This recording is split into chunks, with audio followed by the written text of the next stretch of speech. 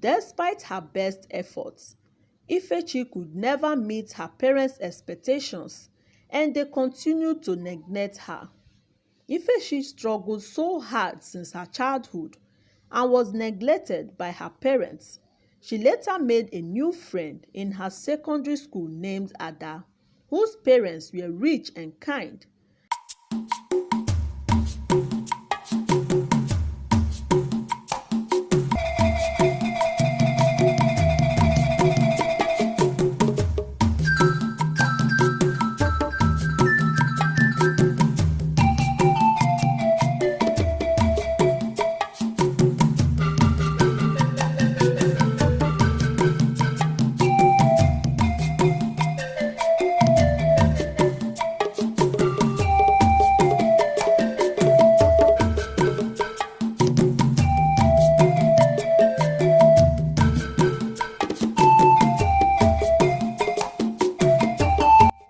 Once upon a time, in a small village, there lived a couple named Mr. and Mrs. Okafor. They were blessed with 3 children, 2 sons, Chukah and Chidi, and a daughter named Ifechi. Chukah and Chidi were academically gifted, excelling in their studies, while Ifechi struggled with her schoolwork. This difference caused Mr. and Mrs. Okafor to favor their sons and despise their daughter Ifechi. They saw Ifechi as a burden, unworthy of their love and affection, because she wasn't as book smart as her brothers. As the children grew, Ifechi's life became increasingly difficult. She was taxed with all the house chores and often went to bed without food, while her brothers enjoyed a carefree childhood, basking in the love and attention of their parents. Despite her best efforts, Ifechi could never meet her parents' expectations and they continued to neglect her. Ifechi struggled so hard since her childhood and was neglected by her parents. She later made a new friend in her secondary school named Ada, whose parents were rich and kind. Ada was sent to the village by her parents to stay with her grandmother and complete her senior secondary school in the process.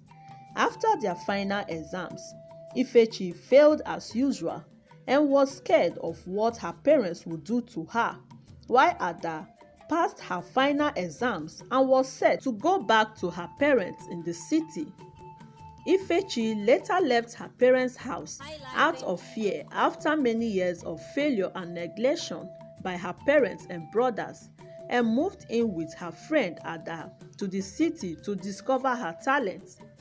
Meanwhile, her brothers Chukah and Chidi graduated from the university and was able to secure well-paying jobs in the city. However, they became entangled in their own lives, neglecting their parents and leaving them to fend for themselves in the village. And to worsen the whole situation, both brothers impregnated their girlfriends, leaving their parents to suffer. One day, Mr. Okafor fell ill and was taken to the hospital. He needed a surgery and the doctors refused to attend to him until they made deposit of 1 million naira for the surgery.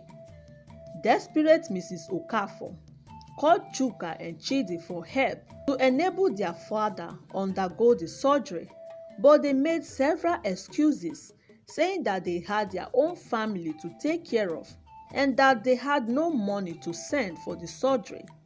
Mrs. Okafor was so devastated and confused, regretting why she and her husband spent all they had to train them in school, only for them to pay them back with wickedness and leaving them to die of suffering. The next day, Mrs. Okafor went to the hospital to give her husband food, but found the bed empty. She asked the nurse the whereabouts of her husband and was told that a young woman came the previous day after she had left to look for the money to pay for the surgery. The nurse told her that the young woman had paid for her husband's surgery and her husband was in the operating room, and soon the surgery would be over. Mrs. Okafor was happy and grateful to God for sending a good Samaritan in time of their needs, and at the same time wondering who the young woman was. Few hours later, and the operation was a success, and Mr. and Mrs. Okafor was very happy and wished to meet the young woman who paid for the surgery to thank her. Meanwhile, Chikah and Chidi later found out that their wives had lied to them about being the fathers of their children, and the biological fathers came and took their children away. Their wives also left them after losing their jobs due to the loan they borrowed from the company, and they were unable to pay back the loan, and the bank had no choice than to take everything they had, stripping them of all their properties. Chikah and Chidi suffered in pain and agony in the city for weeks, begging from one house to another just to feed, and weeks later, they came back to the village with absolutely nothing. They were told that their father was in the hospital and had undergone surgery. They went to the hospital to see their father to know his present condition. While they were all waiting to meet the young woman who paid for their father's surgery, and to their greatest surprise, it was Ifechi, whom they all hated and neglected for many years because she was not book smart. Immediately, tears started rolling down their faces, looking surprised and wondering if they were dreaming. Ifechi told them that she got to know about her father's illness through an old friend in the village. She also told them how her friend Ada helped her discover her talent. What had happened was that after she left her parents' house and moved in with her friend Ada, Ada told her parents everything about Ifechi. They took her in and cared for her like their own daughter, and never made her felt like she was worthless like her parents would always say. One day, Ifechi was in her room making some beautiful design drawing when Ada's mother walked in and saw her beautiful designs.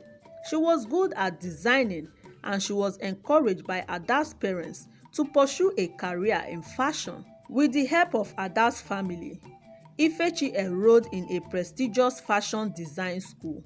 She quickly became successful, designing clothes for wealthy clients and even gaining recognition from the governor's family.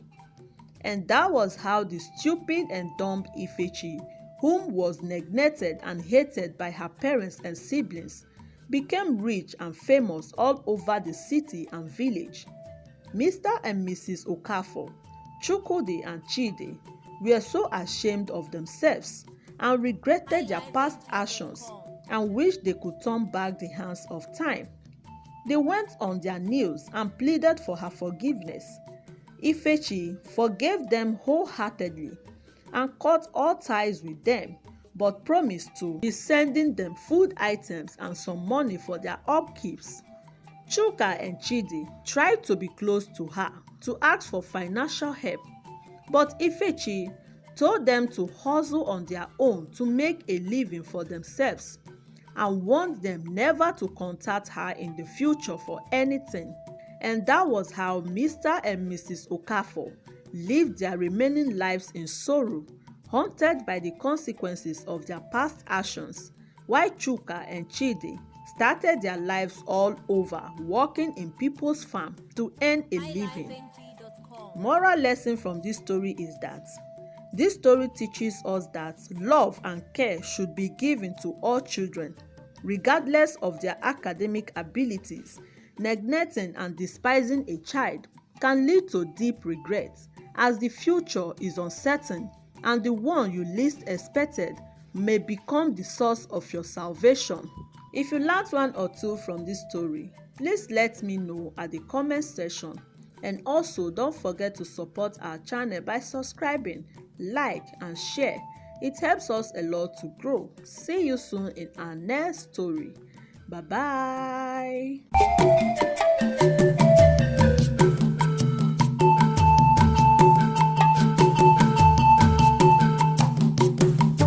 highlifeng.com.